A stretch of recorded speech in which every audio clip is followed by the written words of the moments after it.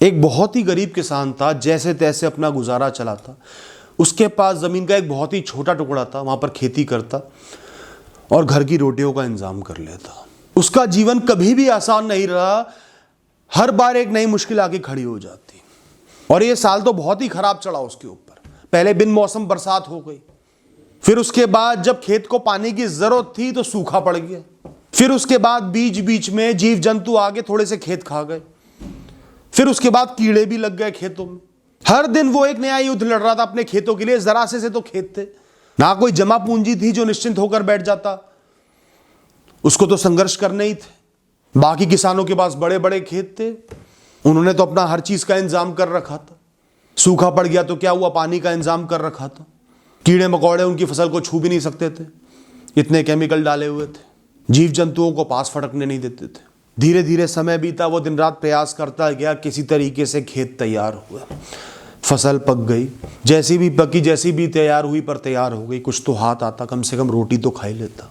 उसने एक बैलगाड़ी उधार ली किसी से, फसल को उसमें भरा और लेकर चल दिया उसको मंडी की तरफ। रास्ते में एक पुल पड़ता था, बड़ा कच्चा सा पुल था, बड़ी मुश्किल में पार होता था।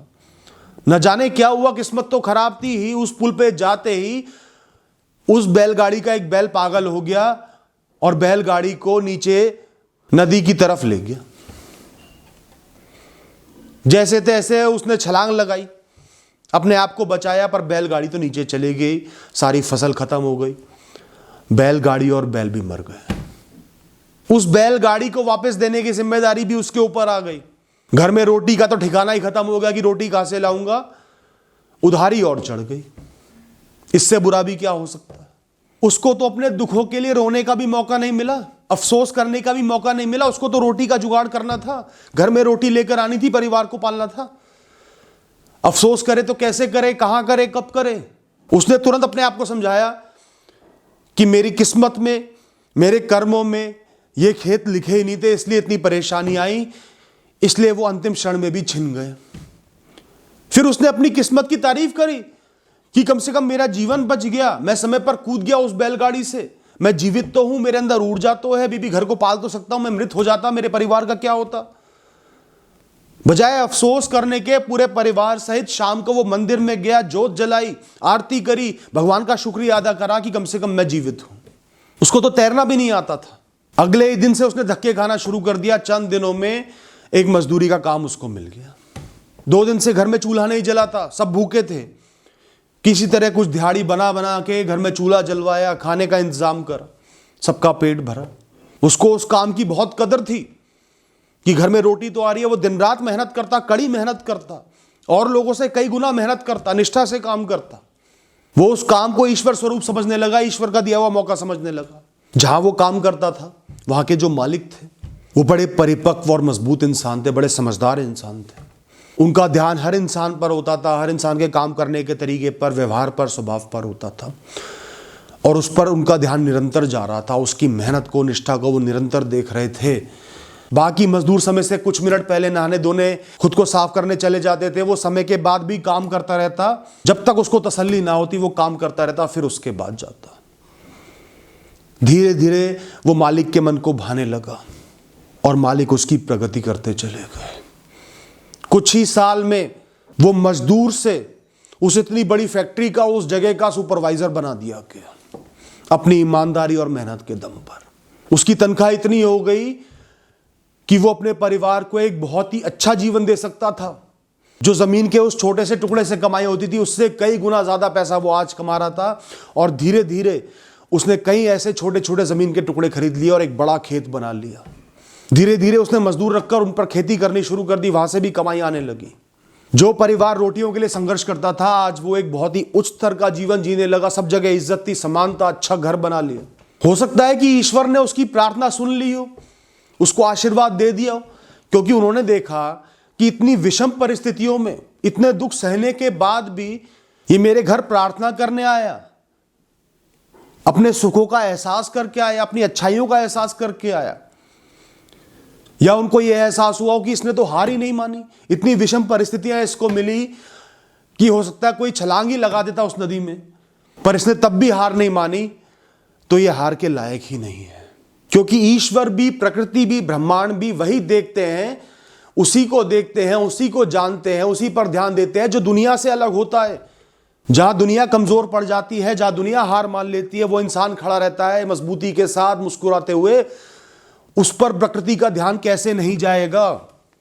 जिन मौकों पर लोग भगवान को गालियां देते हैं, बुरा बताते हैं, तुमने गलत किया मेरे साथ, वहां पे वो आरती कर रहे थे, खुश हो रहे थे अपने जीवन की रक्षा करने के लिए। बजाय अवसाद में जाने के, रोने के, दिन खराब करने के, उसने उस घाटे को अपनाया। उसने समझा कि वो खेत मेरे थे ही नहीं, वो फसल पर मेरा हक था ही नहीं, इसलिए वो चली गई, मुझे तो मजदूरी करनी है, कुछ ना कुछ करना है। उसने काम ढूंढना शुरू कर दिया, तभी उसको ये दिन देखने का मौका मिला। चाहे आप भगवान को मानो भी ना, तो भी ये आज की परिस्थिति इसलिए ही पैदा हुई क्योंकि उसने हार नहीं मानी, अपनी निष्ठा को, अपने कर्मों को नहीं त्यागा,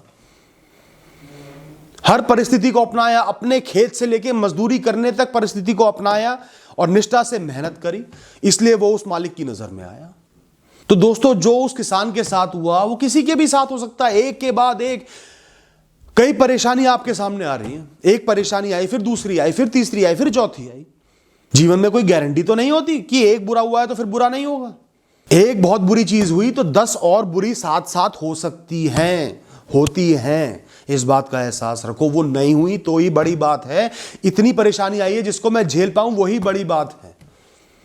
जब भी आप जमीन पर अपना पांव रखते हो, पांव आगे बढ़ाते हो, तो एक चांस होता है कि वो पांव मुड़ जाएगा, सही जगह नहीं पड़ेगा जब भी पांव बढ़ाते हो।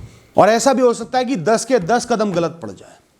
ऐसे ही उस किसान की बात करते तो उसके खेत, उसकी फसल जरूर चली गई, पर उसका जीवन बच गया। सबसे बड़ी बात, उसके ऊपर कर्जा जरूर आ गया उस बैलगाड़ी का, पर उसको कम से कम जल्द से जल्द मजदूरी मिल गई। उसके सर पर एक छोटी सी छत तो थी, वो तो नहीं छिनी। कम से कम परिवार वाले तो स्वस्थ थे।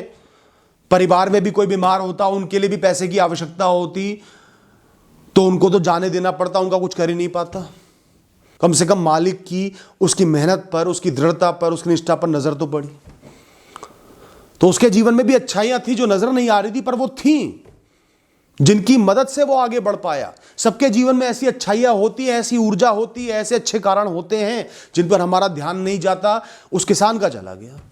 तो कुछ चीजें जरूर ऐसी होंगी जो मेहनत करने के बाद भी नहीं मिलेंगी या चली जाएंगी, पर कुछ चीजें ऐसी भी जीवन में होंगी जो बिना मेहनत करे ही आपके साथ जुड़ी रहेंगी। वो सहूलियतें ऊपर वाले ने आपकी किस्मत में लिख दी हैं, इसलिए आपके साथ ही जुड़ी हुई हैं। उनके लिए भी शुक्रगुजार होना है आपको। और अगली बात इसी कहानी से जुड़ी हुई कि भविष्य का वो अच्छा समय देखने के लिए, अच्छे दिन देखने के लिए उस किसान को उस समय वो नुकसान झेलना ही था। वो बहुत बड़ा नुकसान, वो निराशा, निरंतर निराशा झेलनी थी ताकि वो कोई और काम पकड़ सके। तो कई बार बार बार परिस्थिति आपको फेलियर देती है, नाकामयाबी देती है, क्योंकि वो आपको किसी ऊंचे स्थान पर ले जाना चाह रही होती है, पर आप वहां पे नहीं जाओगे।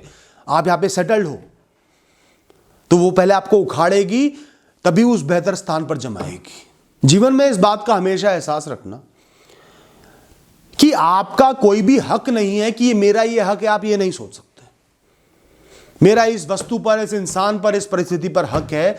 तो जीवन में किसी का किसी भी चीज पर हक नहीं है। सब कुछ किराए का है, सब कुछ इस जीवन का है, इस प्रकृति का है।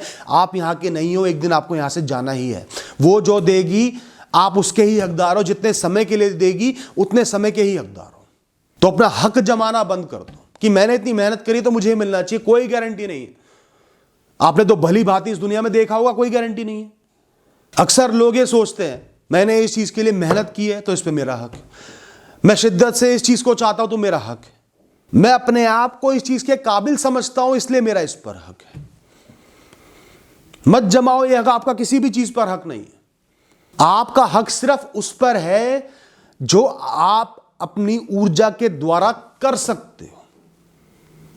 कर्मों पर आपका हक है।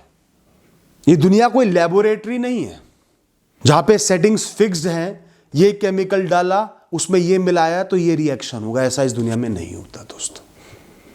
तो ऐसी उम्मीद रखना भी बंद कर दो, क्योंकि इस जीवन में अनगिनत कॉम्बिनेशंस हैं, अनगिनत गठजोड़ हैं, अनगिनत चीजें हैं जो हो सकती हैं।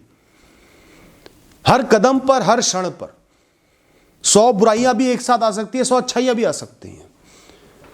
कोई गारंटी नहीं है, कोई हक नहीं है कोई एक्सपेक्टेशन रखना, उम्मीद रखना बेकार है कि ये तो होगा ही होगा। जहां आप हक जमाना बंद कर दोगे परिस्थितियों पर, चीजों पर, लोगों पर, वहीं आपका दिमाग शांत हो जाएगा, प्रसन्न हो जाओगे, अपने कर्मों पर आपका ध्यान होगा, आगे बढ़ने पर ध्यान होगा, निराशा कम से कम होगी। अब आप मुझसे पूछोगे कि अगर किसी चीज पर हक ही नहीं है, मैं कुछ उम्मीद ही नहीं रख सकता, एक्सपेक्ट ही नहीं कर सकता, तो मैं मेहनत ही क्यों करूं? जो मिल रहा है मिल जाएगा, या नहीं मिल रहा है तो नहीं मिलेगा। मैं एफर्ट्स क्यों डालूं? क्योंकि दोस्तों आपने अपना भविष्य देखा ही नहीं, आपको पता ही नहीं आपके भविष्य में क्या होगा, फल मिलेगा नहीं मिलेगा, अच्छा होगा बुरा होगा, आपको क्या पता। पर आपको उस भविष्य में जीना तो है ही, वहां तक जाना तो है ही। आज में जीकर, इस क्षण में जीकर, धीरे धीरे क्षणों में जीकर वहां तक पहुंचना तो है ही। तो सबसे बेहतर चुनाव तो आप करोगे ही ना, खाली तो नहीं बैठोगे। अगर खाली बैठ के समय बर्बाद किया, गलत चुनाव करे, तो आपका भविष्य वैसे ही निर्धारित हो गया, खराब ही है। आज मेहनत करके कम से कम डिजर्विंग तो बन जाओगे। कि कोई चीज भाग्य में लिखी ही नहीं तो अलग बात है, वरना आप उसके योग्य तो हो, आपके अंदर योग्यता तो है, निष्ठा तो है, निष्ठावान तो हो, ऊर्जावान तो हो, खुद की नजरों में खुद को ऊंचा तो देख पाओगे, कर्मयोगी तो देख पाओगे, मेहनती तो देख पाओगे, बलशाली तो देख पाओगे। इसलिए कर्म करो, इसलिए प्रयास करो। परिस्थितियां आपकी नहीं है, भविष्य आपका नहीं है, लेकिन ये बुद्धि, ये मन, ये ऊर्जा, ये कर्म करने की शक्ति तो आपकी है। उसका तो प्रयोग करोगे या नहीं करोगे? फिर जी ही क्यों रहे हो? जंगल में जा रहे हो, अचानक से एक जानवर सामने आ गया, बड़ा खतरनाक सा। आपके पास 3 ऑप्शन है, या तो उससे लड़ो, उसको हराने का प्रयास करो, या भागते चले जाओ, किसी पेड़ पर चढ़ जाओ, अपनी जान की रक्षा करो, या फिर उसको गले से लगा लो, आजा मैं तेरा भोजन हूं, मुझे खा ले, या मैं तेरा खिलौना हूं, फाड़ दे, चीर दे। क्या करोगे? जो भी करोगे, पर जीवन में आप तीसरे वाला ऑप्शन चूज कर रहे हो। परिस्थितियों के आगे हार मान रहे हो, खड़े हुए हो, जो करना है कर ले, मेरे साथ ये नहीं होना चाहिए था, ये हो गया तो मैंने हार मान ली है, मैं मेहनत नहीं करूंगा, अब मैं कुछ नहीं करूंगा, जो करना है कर ले। तो खुद से ये सवाल पूछो कि चाहे मेरे साथ बार बार बुरा हो रहा हो, पर अपनी रक्षा करना, अपने व्यक्तित्व की रक्षा करना, कर्म करना तो मेरा फर्ज बनता है ना। मैं क्यों हार मानूं? Thank you and all the best.